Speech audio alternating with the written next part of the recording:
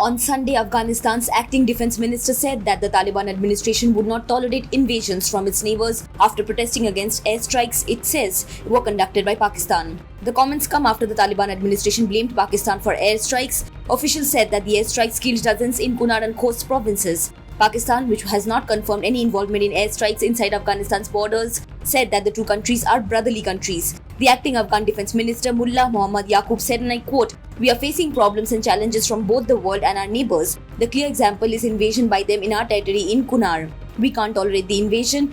We tolerated that attack because of national interests. Next time we might not tolerate it," he said. Pakistan's foreign spokesperson said when asked for comment on Yaqub's comments that Pakistan hoped for long-term engagement with Afghanistan to secure peace. The spokesperson said, and I again quote, "Pakistan and Afghanistan are brotherly countries. The governments and people of both countries regard terrorism as a serious threat and have suffered from this scourge for a long time. Therefore, it is important that our two countries engage in a meaningful manner through relevant institutional channels to cooperate in countering cross-border terrorism and taking actions against terrorist groups on their soil."